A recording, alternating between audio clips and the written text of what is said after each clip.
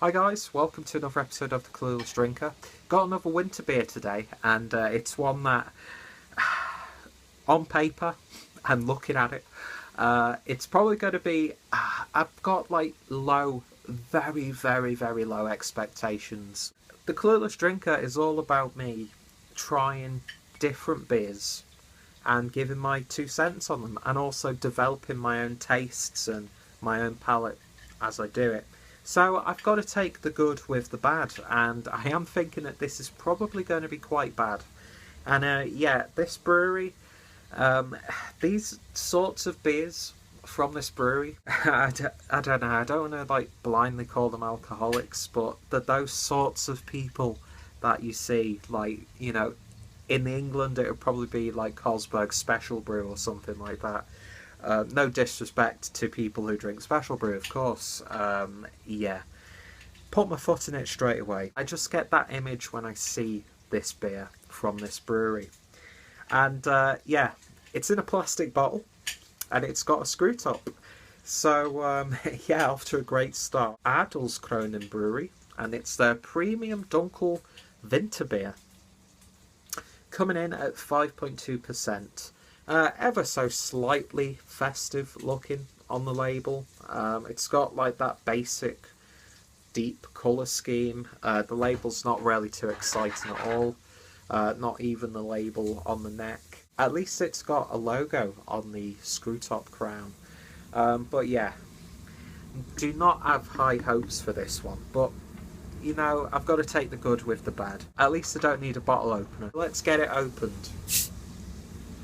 I just love that sound. But yeah, there's a little bit of smoke, not really picking up at this angle. I've got clothes drying, so having to use a different angle for this review. Gonna tart the beer up a bit by using the girly cocktail glass. It's quite musky, but I am getting flashbacks to Excelsior already. So yeah, God, that's a dirty glass. But anyway, let's pour it in. And Jesus Christ, that is dark. Yeah, I was not expecting it to be actually as dunkel as it says. And yeah, that is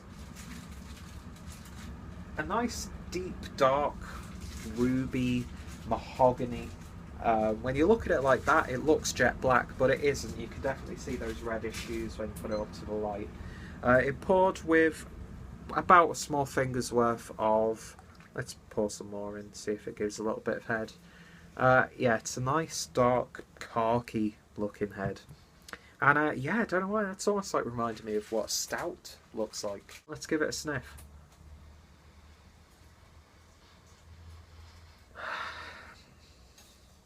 Probably doesn't help with my review that there are onions currently being fried.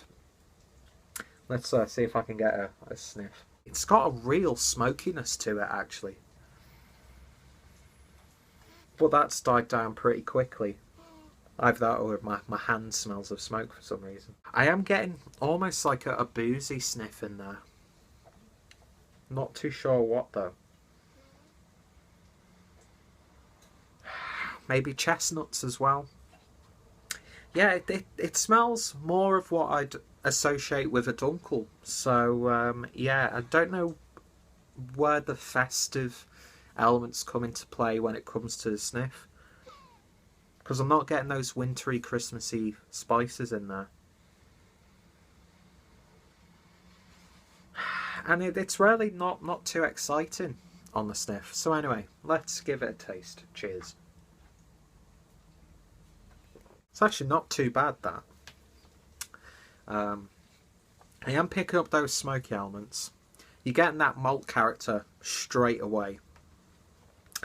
And it tastes like what you'd expect a dunkel to taste like. Yeah, very, very bitter. There's a sharp bitterness on the finish that some might not enjoy. But yeah, it's not really flavoursome. I'm getting like nutty sort of flavours in there. There's no like caramel sort of flavours or anything like that. The malts are really like dark roasted malts. There's not like that sweetness you sometimes pick up. It almost tastes like a stout, to be honest. But it says it's a winter beer, and I'm really not detecting anything wintry about this one, aside from the fact that it is quite warming, considering that it's only a 5.2% beer. It's got like that warming, comforting sort of vibe to it. I'm getting like licorice sort of flavours as well. Yeah, this almost tastes like a weak stout. It is quite bland. But even though the warning bells were going off in my head with the plastic bottle, the screw top cap, the fact that this is like dirt cheap,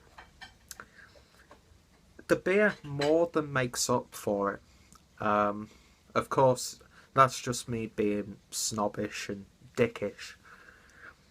But yeah, it's definitely worth the money. I don't think this is a beer that you'd be able to import. I don't think it's a beer that you probably would want to import. I'm not too sure how well it would travel. But I mean, yeah, it is in like it's a dark brown plastic bottle. So I could imagine that being... I'm being quite lucky that I haven't got a skunked one.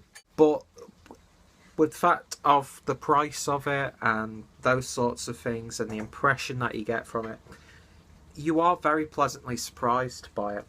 So if you took away those preconceptions and just rated the beer purely on it being a beer, let's say if you were to go to a friend's house and they poured you a glass of beer and they were giving it to you, you had no prior knowledge of like what the beer looked like, what brand it was, that sort of thing. It's like a weak stout, not very flavoursome. That Excelsior baked bean sniff that I got in the sniff on the bottleneck, I didn't pick that up at all when it was poured in the glass, and I'm not getting that cheapness and that low quality in the taste. It's a very high quality beer, and yeah, very pleasantly surprised by this one. I'm going to give it a 6 out of 10. I don't know, maybe I've just been lucky that this is a solid enough batch. But yeah, I don't really know where it's got the winter element, to be honest. It doesn't really look festive, doesn't smell festive, doesn't really taste festive. And to me, it just tastes like a Dunkel beer, like your run-of-the-mill Dunkel beer.